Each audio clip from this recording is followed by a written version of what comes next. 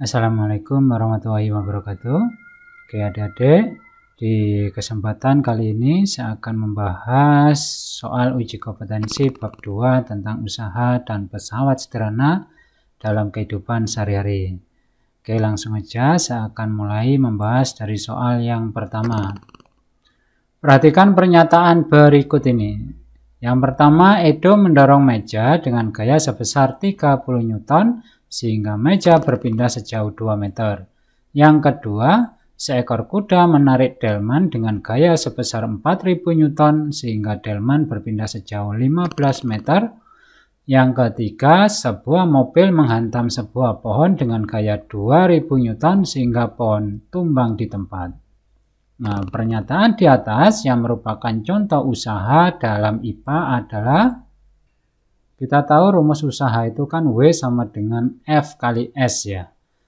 Nah, pernyataan di atas yang merupakan contoh usaha, jadi dikatakan melakukan usaha bila usahanya tidak sama dengan 0. Ya, kita cek aja satu persatu.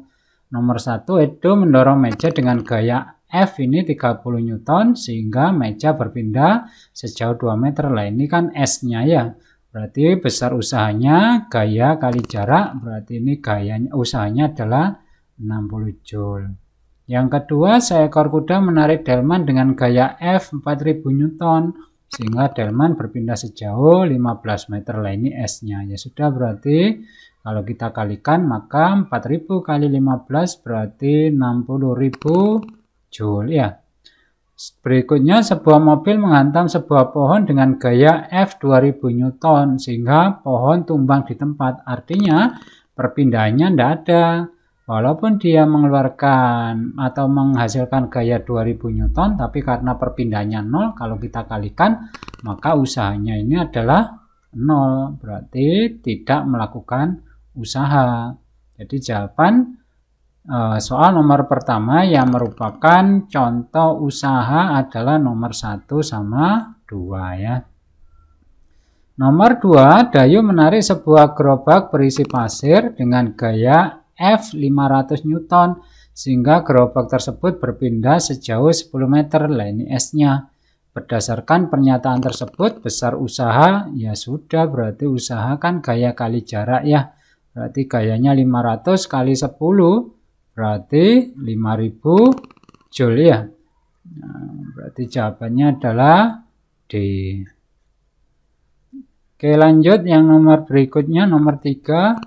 Jarak yang ditempuh oleh mobil saat melaju dengan usaha sebesar 15.000 Joule dan gaya sebesar 500 Newton adalah, oke, dari sini ini usahanya ya. Jadi besar usahanya adalah 15.000 Joule. Terus ini diketahui gayanya adalah F 500 Newton. Karena yang ditanya adalah jarak yang ditempuh oleh mobil. Jadi yang ditanya adalah S-nya. Berapa S-nya? Ya sudah, berarti kita hitung pakai rumus W sama dengan F kali S.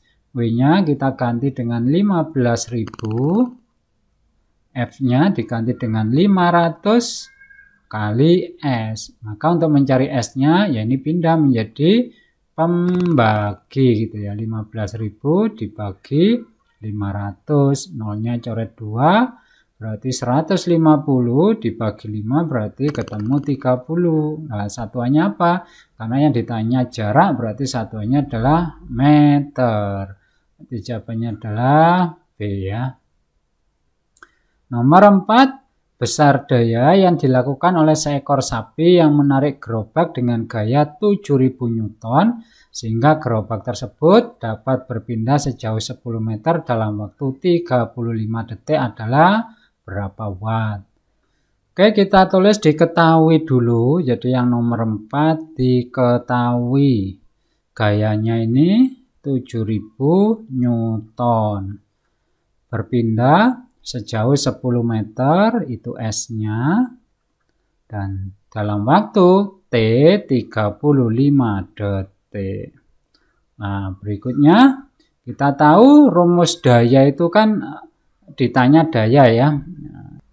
Kita tahu rumus daya itu adalah P sama dengan usaha dibagi waktu. Nah, rumus usaha itu kan sama dengan gaya kali jarak ya. Jadi ini kita ganti gaya kali jarak dibagi waktu. Ya sudah, kita tinggal masukin aja. Gayanya 7000, jaraknya 10 meter, dan T-nya 35 sekon. Berarti 70 dibagi 35 berapa? 2 ya. Berarti ini 200 dikali 10. Berarti jawabannya adalah 2000 watt. Ingat, satuan daya berbeda dengan satuan usaha. Kalau usaha joule, kalau daya watt. Ini yang berarti jawabannya adalah A. Oke, berikutnya yang nomor 5. Prinsip kerja pesawat sederhana pada saat seorang mengangkat barbel. Ini prinsip kerjanya masuk pengungkit ya. Kita lihat ilustrasinya. Oke, gambarnya seperti ini. Nah, ini adalah barbelnya, ini adalah sudah pasti beban ya. Jadi ini bebannya. Nah, lutut ini atau siku ini adalah merupakan titik tumpu. Jadi ini titik tumpunya di sini ya. Nah, ini adalah bebannya. Nah, kuasanya di mana? Nah, kuasanya di sini. Jadi yang mengangkat beban ini atau barbel ini adalah tangan kita. Jadi ini adalah kuasa yang mendorong atau yang mengangkat ke atas. Nah, ini berarti kuasanya. Maka kita lihat ini masuk tuas jenis berapa, di mana kuasa terletak antara tumpu dan beban. Nah, kemarin saya sudah menerangkan supaya nggak lupa kita pakai rumus tambah ya. Nah, ini tuas jenis pertama, ini kedua, ini ketiga. Masih ingat? Kalau tuas jenis pertama, titik tumpunya di tengah-tengah atau di antara beban dan kuasa. Jadi tuas jenis pertama ilustrasinya kayak gini, titik tumpu antara beban dan kuasa. Kalau tuas jenis kedua, bebannya terletak antara tumpu dan kuasa. Nah, kalau tuas jenis ketiga, kuasanya antara tumpu dan beban. Berarti yang sesuai dengan gambar ini adalah tuas jenis ketiga. Jadi kuasa terletak antara tumpu dan beban. Berarti jawabannya adalah D ya. Oke, lanjut soal nomor 6. Prinsip kerja pesawat sederhana pada saat otot betis pemain bulu tangkis mengangkat beban tubuhnya dengan bertumpu pada jari kaki. Jadi ini titik tumpunya jari kaki ya. Oke, kita kasih ilustrasinya. Nah, seperti ini. Jadi ini adalah titik tumpunya ya. Nah, mana bebannya? Ya, bebannya ya badannya ini. Oke, kita lihat lebih jelas.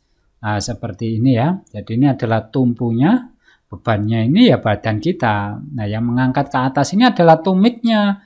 Berarti kalau kita lihat beban berada di tengah. Terus ini tumpu dan kuasa. Berarti masuk jenis tuas yang kedua. Ingat, tuas jenis pertama kita pakai rumus tambah gini ya. Ini tuas pertama, kedua, ketiga.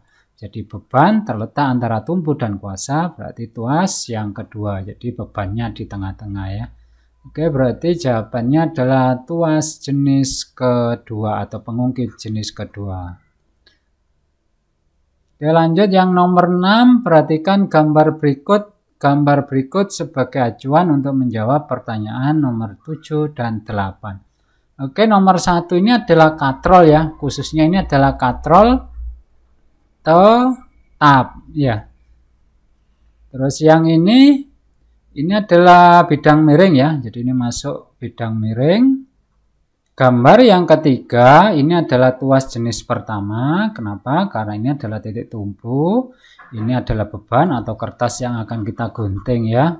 Ini bebannya dan ini adalah kuasanya. Jadi berarti ini tuas jenis pertama. Saya singkat gini aja ya. Terus yang ini bisa tuas jenis kedua ya. Jadi ini gerobak dorong. Jadi ini pasirnya kan berada di sini ya. Nah, ini bebannya, ini kuasanya, dan ini tumpu. Ingat TBK ya. TBK ini pertama, kedua, ketiga. Berarti ini beban terletak antara tumpu dan kuasa. Ini bisa tuas jenis kedua. Nah, kalau kita spesifik ke sini, nah ini masuk kategori roda poros. Jadi pada gambar nomor 4 ini bisa tuas jenis kedua atau roda berporos. Kalau kita melihat rodanya ya. Oke, kita jawab nomor 7. Alat yang termasuk ke dalam golongan bidang miring, maka sudah pasti adalah nomor 2 ya. Nomor 8, alat yang termasuk ke dalam golongan roda berporos. Nah, ini sudah kita bahas, berarti jawabannya adalah nomor 4. Oke, yang nomor 9, perhatikan gambar berikut. Prinsip kerja tangan anak yang sedang menarik koper pada gambar di atas sama dengan prinsip kerja. Oke, kita lihat ya. Ini yang ditanyakan adalah prinsip kerja tangan anak ya. Jadi ini tangannya, dia menarik tas atau menarik koper. Nah, sudah jelas ini adalah beban ya.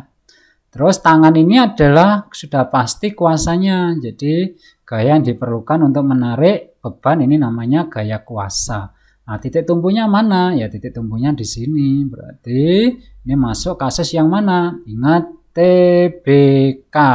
Tuas jenis pertama, kedua, ketiga. Jadi kita lihat yang di tengah-tengah kan kuasa ya. Nah, yang di tengah-tengah kuasa berarti tuas jenis ketiga. Berarti jawabannya adalah B. Oke, lanjut yang nomor 10. Berikut merupakan gambaran skematis tangga yang ada di rumah Dayu. Panjang tangga adalah 8 meter. Ini 8 meter. Sedangkan ketinggiannya adalah 4 meter. Keuntungan mekanik dari penggunaan tangga tersebut. Oke, ini adalah masuk bidang miring. Masih ingat rumusnya? Keuntungan mekanik adalah sisi miring per sisi tegak. Sisi miringnya ya ini berarti 8, sisi tegaknya 4, berarti 8 dibagi 4, berarti ketemu 2 ya. Berarti keuntungan mekaniknya adalah 2. Oke, selanjutnya kita akan jawab soal uraiannya. Perhatikan gambar berikut, termasuk pengungkit jenis berapakah gambar tersebut?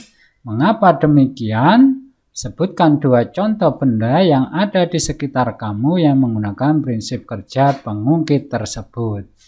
Oke ya, kita lihat ini adalah tumpu, ini adalah gaya kuasa, dan ini beban. Masih ingat TBK lagi? Tuas jenis pertama adalah titik tumpunya di tengah-tengah, tuas jenis kedua bebannya yang berada di tengah-tengah, kalau tuas jenis ketiga kuasanya yang berada di tengah-tengah. Kita lihat gambarnya, ini titik tumpu berada di tengah-tengah, berada di antara kuasa dan beban. Berarti pertanyaan yang pertama termasuk pengungkit jenis berapa? Berarti pengungkit jenis pertama ya. Oke, untuk pertanyaan yang kedua, mengapa demikian? Karena titik tumpu terletak antara beban dan kuasa. Berikutnya, sebutkan 2 contoh benda yang ada di sekitar kamu yang menggunakan prinsip kerja pengungkit tersebut. Ya banyak. Salah satunya adalah gunting, ya. Terus tang atau catut, jungkat-jungkit, nah, dan seterusnya ya. Kalian bisa mencari sendiri. Nah, ini adalah termasuk golongan tuas jenis pertama. Oke, lanjut yang nomor 2. Perhatikan gambar di bawah ini. Besar usaha yang dilakukan oleh balok, yang B besar daya yang dilakukan balok dalam waktu 10 detik. Oke, jawab langsung aja. Besar usaha itu kan gaya kali jarak ya. Kita tahu gaya ini 120 Newton. Dari mana? Ya ini satuan gaya kan Newton ya. Jangan sampai keliru gayanya 6. Jadi ini 120. Ini kelihatan dia berpindah sejauh 2 meter ya. Berarti besarnya usaha adalah 240 Joule. Untuk yang B besar daya, berarti daya rumusnya adalah usaha dibagi waktu. Usahanya sudah ketemu 240 Joule dibagi 10, berarti ketemu 24 Watt. Ingat satuannya ya.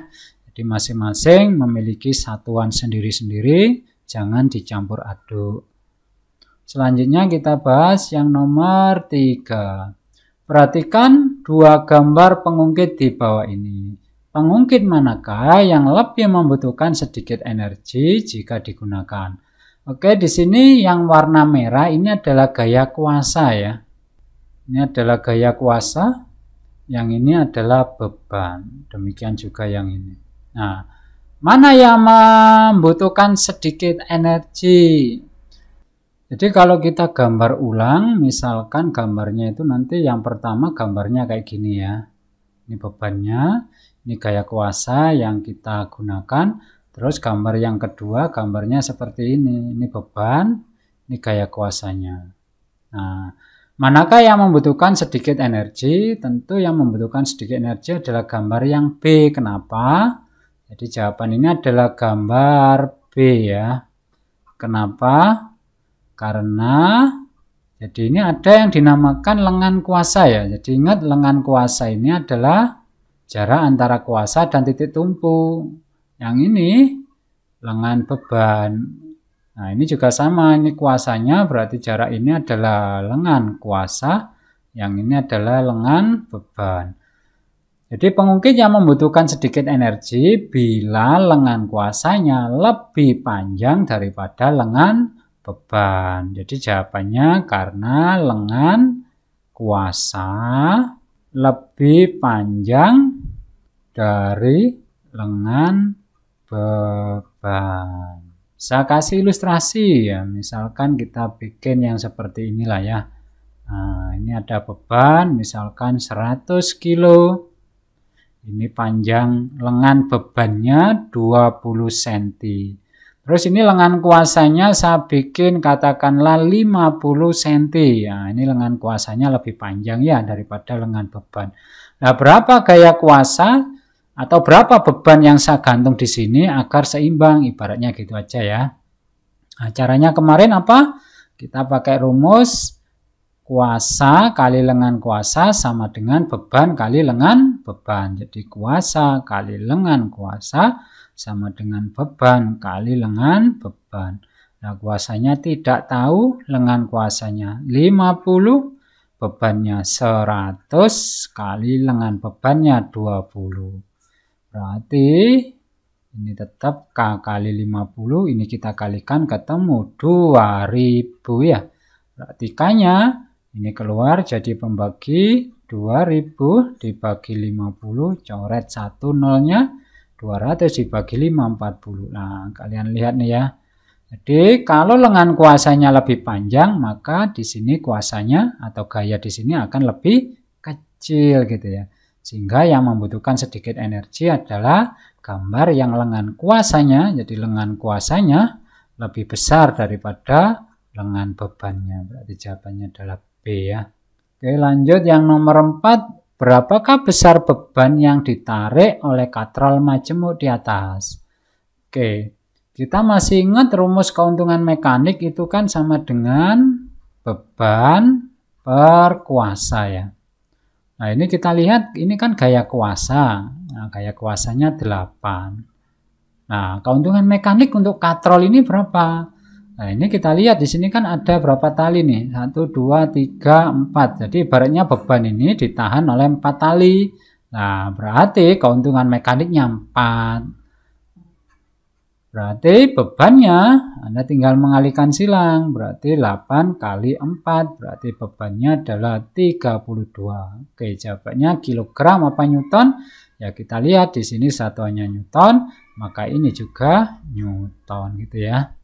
Oke, lanjut yang nomor 5. Perhatikan gambar berikut. Berapakah besar keuntungan mekanik bidang miring tersebut? Ya, gampang. Berarti keuntungan mekanik untuk bidang miring adalah sisi miring per sisi tegak. Sisi miringnya 15, sisi tegaknya 3. Berarti keuntungan mekaniknya adalah 5. Oke ya, sudah 15 soal saya bahas. Semoga apa yang saya sampaikan bisa bermanfaat. Jika ada kesulitan silakan ditanyakan. Oke, saya akhiri. Wassalamualaikum warahmatullahi wabarakatuh.